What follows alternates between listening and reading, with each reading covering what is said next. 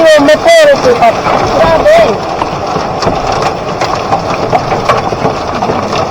Okay na, Sam. Go, pergala. Ayan, alalaki o. Alalaki na ano. Parang bato. Tumakol. Ayan. Nandito tayo sa elevator. Wait natin mga ano na. Ayan, zero na tayo. Nasa ground floor na tayo. Punta tayo sa groceryhan or bakeryhan. Bili tayo ng mga tinapay. Ayan, summer na summer dito.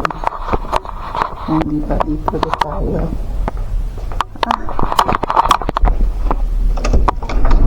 Briden!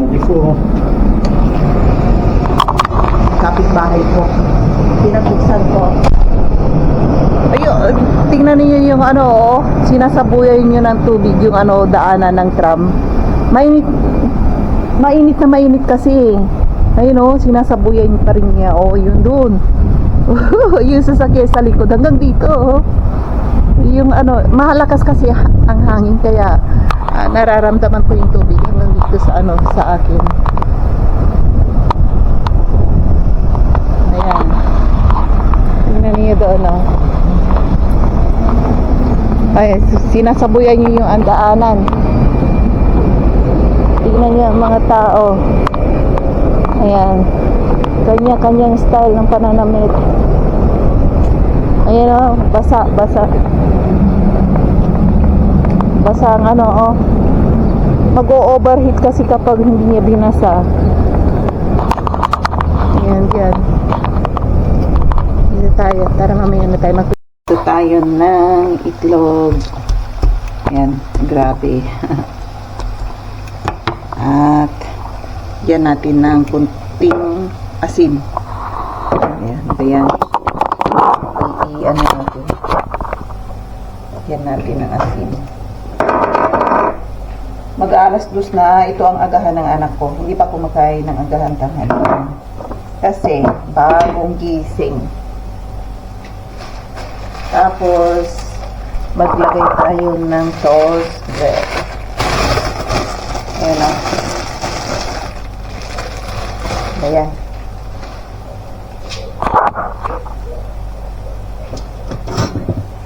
Ayan, ganyan ang agahan. Ayan, may itlog. Ay, may hotdog. Kuha tayo ng malaking pinggan. Ayan. Ayan, dito natin ilagay. Maliit to. Ayan, pwede na siguro. Ayan, pwede na. Ayan na natin. Wow, dumikit. Dumikit.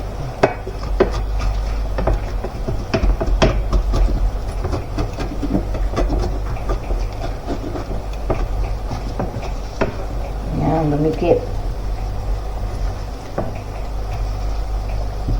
Ayan, ano na, masira na. I-ano natin. Lutuin mo muna natin maigi. Tapos, ayan, hawakan na to.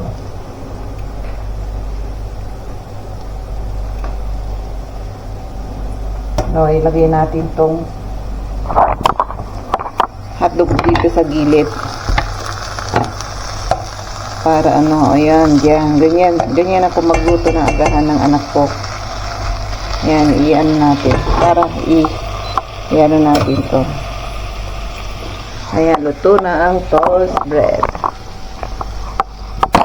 Yan natin. Hintayin natin na maluto. Hindi ko alam kung gusto niya ng white ketchup.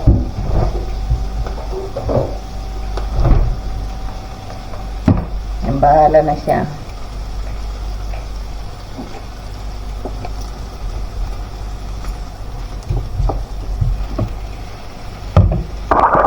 Ganyan ako magluto.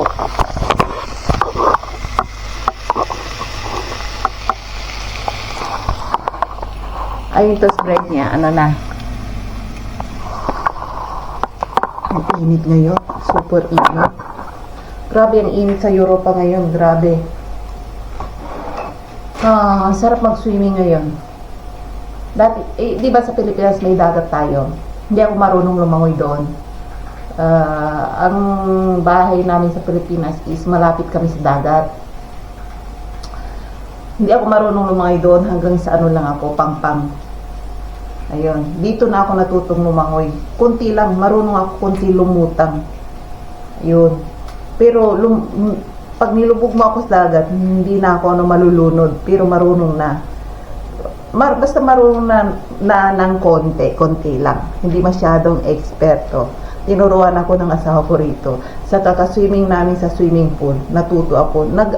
Nag-aral ako mag-isa. Pero yung anak ko, ang hilig niya, kasi pumasok siya sa swimming school. Kaya natuto siyang lumangoy. Kahit na napakalalim na dagat yan, lumalangoy. Yan, pumunta kami sa Egypt. Lumangoy sila doon sa, kasi sumakay kami doon sa malaking yate. Ayun, tapos yung yate na yun, inihinto niya yung barko sa dagat, di ba, sa gitna. Di ba yung yate hindi pwedeng hanggang sa pampang, kasi doon kami sa gitna ng dagat. Nagsilanguyan ng asawa ko, tanak ko. Ang lalim sa ako hindi ako lumangoy kasi natatakot ako. Medyo natatakot ako kahit na marunong akong lumangoy. Pero sila nako, langoy doon, langoy dito. Hindi sila natatakot sa dagat. Yung asawa ko, tanak ko, gusto nila. Ayan. Sabi nga niya sa akin, taga-isla ka, hindi ka marunong lumangoy. Yan, sabi niya sa akin. Ayaw nga, karamihan sa atin, taga-isla, hindi marunong lumangoy. Yan ang napapansin ko. Kaya maraming nalulunod sa atin. Halimbawa, yung barko is lumubog, maraming namamatay kasi hindi marunong lumangoy. Yung mga European na yan, puwera lang kapag may pating, kahit na marunong kang lumangoy, talaga mamamatay ka, kakainin ka ng pating. Ayan, yun lang yung nakakatakot doon. Marunong silang lumangoy. Kasi rito sila, mahilig sila mag-swimming. Kada eskwelahan dito, may swimming school. Hindi ko lang alam sa mga liblib na lugar dito kung may swimming school dito. Pagkakaalam ko, dito lang sa mismong syudad. Kasi doon sa sister ng asawa ko, walang swimming pool doon. Mag-train pa sila papunta rito. Parang hindi sila tinuruan doon, yung mga school doon. Pwera lang kung ang school mo yung nasa city ka, tapos may public swimming pool na pagmamayari sa gobyerno, pwede sila doon. May tutorial. Ayan. Kain tayo. Yan, agahan. Muntik ng tumaob. Yan ang ganyan ang ko. Wow. Para ibigay natin. Yan. Andito kami lahat. Yapang nga. Yapang nga. Thank you. Yung asawa ko, wala rin pakialam, nandun siya sa kwarto niya. Ayan. Nita niya kami rito. Doon ang kwarto ko. Doon. Yung asawa ko naman doon ang kwarto niya. Tsaka yung anak niya. Nag-isa kami ng kwarto. Ang init. So, you want ketchup? Ayaw niya ng ketchup. Mamaya mag-grocery ako. Pupunta ako at ano ba yan? Naglilinis na ako dito. Alam niyo ba yung kamuti ko? Ang laki-laki na. Ayan, tignan natin yung kamuti ko. Ayan, ang laki-laki na Ilang araw ko lang tong itinanim. Ngayon, na? Ang tangkad na Grabe. Ayan ang dami na ng Ang daming dahon na. Pwede nang harvest maybe 1 week more. Pwede na. Magluluto ako ng munggo. Or any. Basta ilagay ko lang to. Bibili ako ng lemon. Masarap yan. Ilaga ng half cook tong dahon na to. Masarap na. Ayan. Ay nako na. Ayan, kalat pa yung ng anak ko kasi galing niya sa field trip nila. Nag-field trip sila sa bundok. Kaya sabi niya nung umuwi siya, walang internet, walang boring daw siya doon. Araw-araw daw silang namumundok. Buong dalawang classroom ang sumali. About tumira sila sa hotel.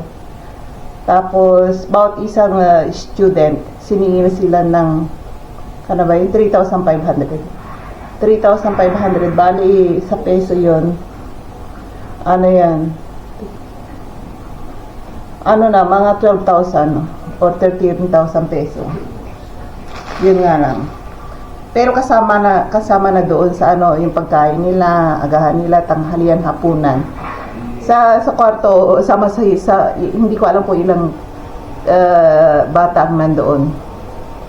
Yun, maganda. Ganito rito kapag yung mga student, hindi sila minsan naglalagi sa classroom. Hindi kagaya sa atin. Parating na sa classroom. Dito sa kanila, naglalakad-lakad sila palabas. Tapos, half day lang ang pasok dito. Tapos, yung kung pupunta sila sa museum, tapos pinapaliwanag ng teacher yung history, ganon. Kumisang puwapasyal sila sa lake or ilog, tapos pinapaliwanag din ng teacher, or di kaya sa mga castle, ganon, pinapaliwanag. Kaya hindi boring yung mga bata rito at hindi mahiyain. Ang napapansin kong number 1 dito sa eskwelahan nila, lahat ng mga tao rito hindi mahiyain. Katulad ng sabi ng nanay ko noon, sabi niya, ay, mga puting yan, mga apa, ang kakapal ng mukha, sabi niya gano'n. Ibig sabihin ng nanay ko, yung mga kapal ng mukha, hindi mahiyain. Napapansin niyo ba sa mga apam, hindi mahiyain.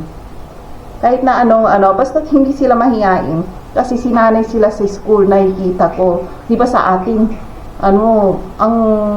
sa ating mga Pinoy, sa atin, mahiyain. Yung iba, karamihan sa atin mahiyain.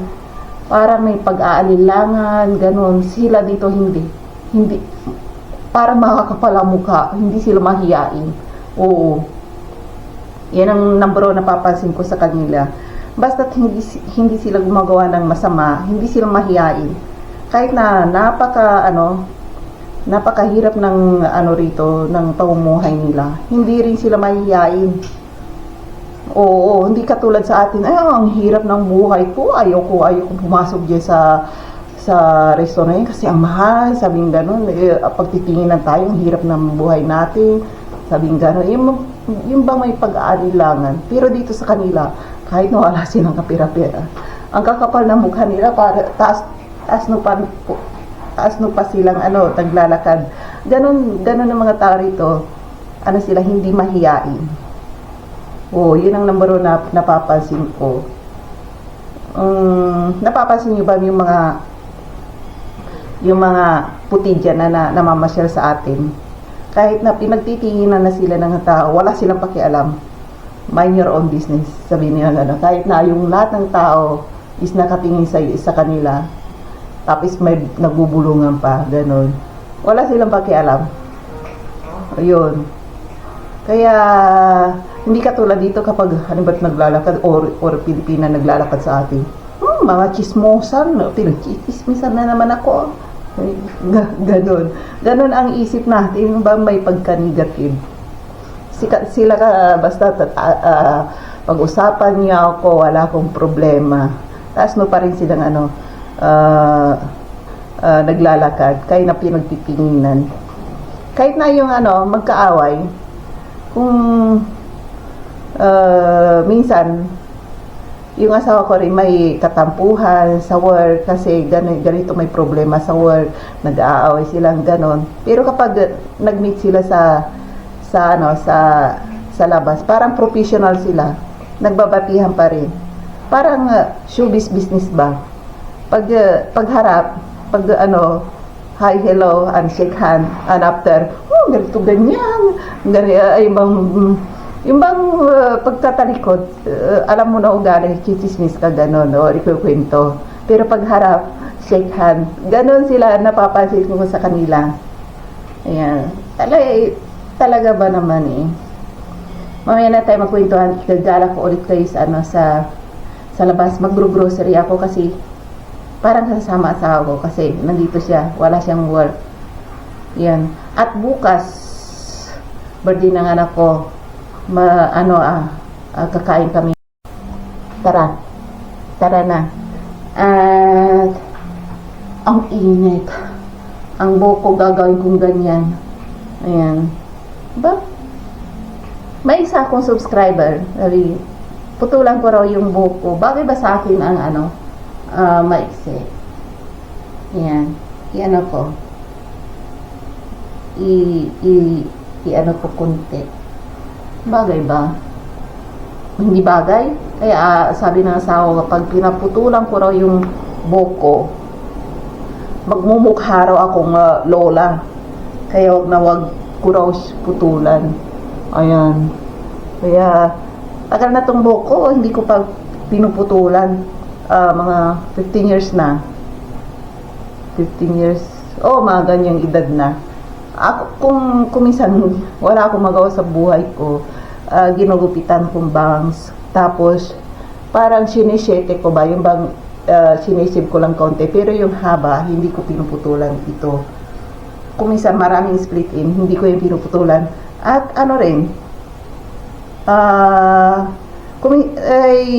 bagong pulot ko to, ang daming split in, pinabayaan ko lang hanggat naghilom, nawala po sa yung split in niya. Maganda talaga ang buhok pag at pabayaan mo, pag nakita nyo may split in yung buhok nyo, pabayaan nyo lang. Tapos ang alagaan nyo lang ng shampoo, shampoo at saka conditioner, mawawala rin. Maghihilom din yung split in niya, Dati ang dami kong split in nung bagong kulot ako. Kinulot kong buko sa sarili ko. Ayan. Nawala rin yung split in. Siguro sa ganda ng klima nila rito, magaganda ang buhok mo.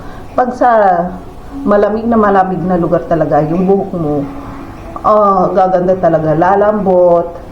Pinaliguan mo lang ang conditioner mo, kahit hindi ka na pumunta sa parlor, gaganda, lalambot. Mawala yung mga split in.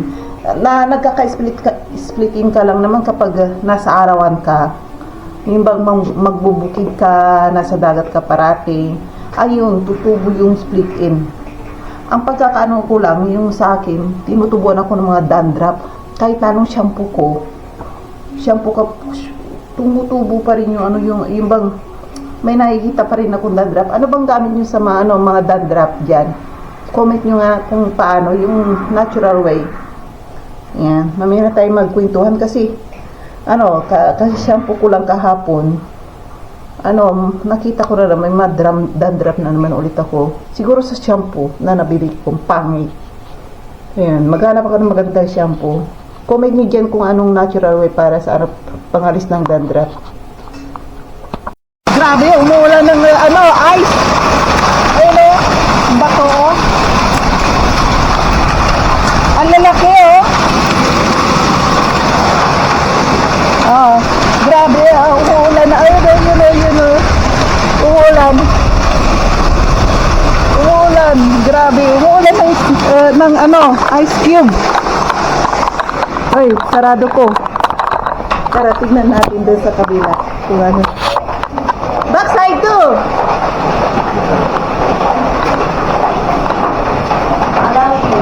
Ayan, andyan yung dalawa. Gusto tayo umuulit siya. Ayan, umuulit. Au! Isutrek ko. Mami, si Ice. Ayan. Ayan. Oh! Laki oh. Yung motor. Grabe. Okay yan. Ito, talaga. Ayan, ang lalaki oh. Ang lalaki na ano. Parang bato. Too much cold, too much cold. Ayan. Grabe, ang umuulan ng malalaking ano. Ano ba, snow. Parang mga bato. Okay, what the hell, city. So, Ang lalaki. wow. Oo. Tara. Tingnan natin. Ano? Grabe oh, parang umuulan ng bato ng snow. Ang lalaki oh. Sana hindi masira yung salamin namin. Ano yan? Parang hindi ko ayun oh. Hindi ko alam kung nakikita ninyo. Umuulan, ang lalaki na parang bato oh. Delikado sa salamin. Ayan oh.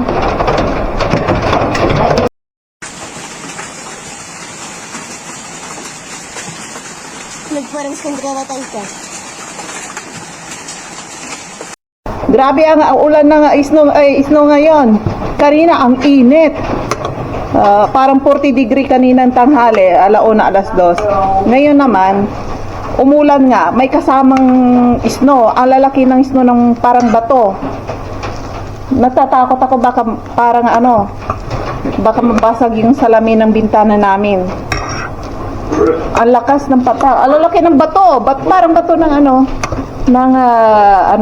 yung snow. Malaki. Nakita niyo kanina. Yeah, ay. Hindi pa laro naka-turn on.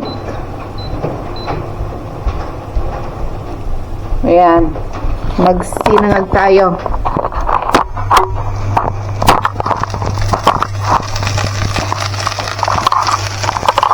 Grabe.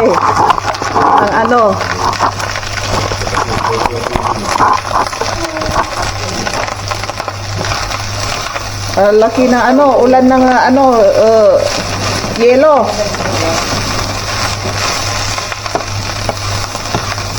Yelo. Kinain natin ang sunog. Lagyan natin ng soya sauce.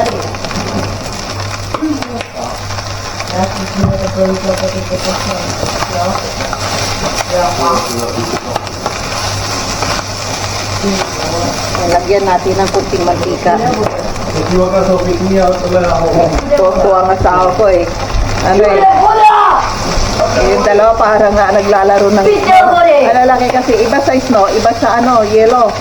Yellow. Yellow. Yan natin ng paminta, bawang, paminta powder, saka bawang powder. Yan lang.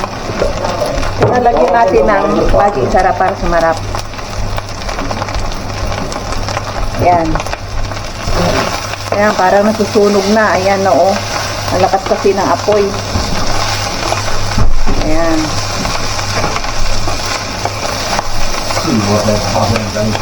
Oh, laki ng ng bato. Parang bato yung snow na tumatama sa sa bintana. Sana hindi mabasag yung salamin ng ng bintana ng sasakyan ng asawa ko. Kaya pala ang init kanina. Uulan pala ng bato ng snow. Ganyan pala. Kapag mainit, ganito dito, kapag mainit na init, asahan mo, uulan yan, o di kayo lalamig ulit. Ganon ang style dito. Ay, nilagyan ko ng magic, para sa Pilipinas din niya, lagyan nyo lang ng ng kalamansi, masarap na yan.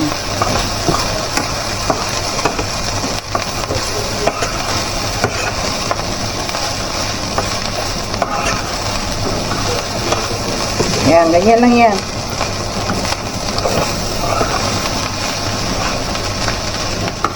Yan. Sarap na yan. Lutuin muna natin ng konti. Tago natin ito para hindi kalat yan. Yan, ganyan yan. lagay natin yun dyan. Tapos, tanong ko yung dalawa kung ano gusto nila kumain. Naugutom na ako. May ano ako manok dito. Hindi ko alam kung anong gagawin ko rito. Lechong manok ba or adobo or pinirito. Slicing ko. Kaso nga lang tamad ako mag-slice. At gusto ko is parang ilalagay ko na lang sa oven. Ayun, yung ready na ano na. Kaso nga lang, sabi ko kapag in-oven ko yan, inilitsyon ko yan, hindi namin makakain lahat ngayon, sayang. Ay bukas may balak kaming ay mag-celebrate ng birthday ng anak ko sa restaurant. Birthday niya bukas ilang taon na, 13 na yung anak ko. 13 years old na.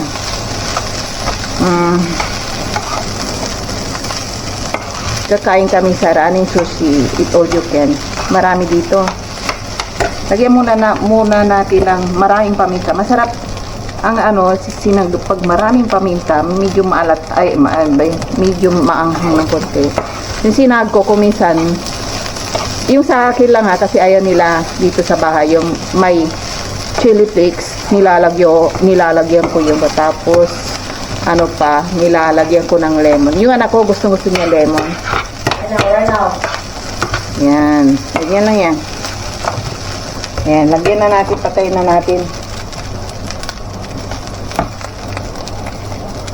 Yan. Ganyan lang yan. Nasa yung camera ko. Nawala. Yan. Bigyan na natin.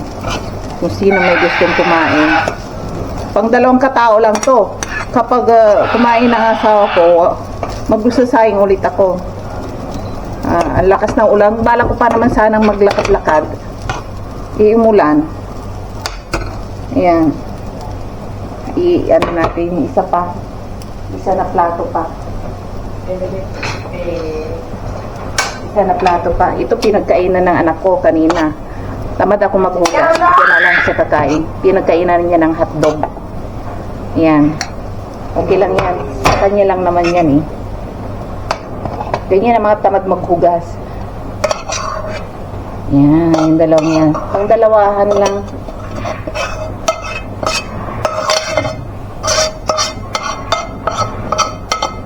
Ayan, wala na ako. Magsasayang ulit ako. Hindi ko alam kung anong gagawin ko. Magsasayang ako ng bago or ililit yung manok ko or prito yan. Yan, ganyan lang yan. Huwag na natin lagyan ng ganito kasi lang yun naman yan. Ayan, bigyan na natin sa yan. Ayan, kapag kumakain sila, hindi pwedeng kutsara ibigay mo sa kanila. Tinidor. Itong kutsara, pang hot soup lang yan. Ayan, bigyan natin doon sa ayan.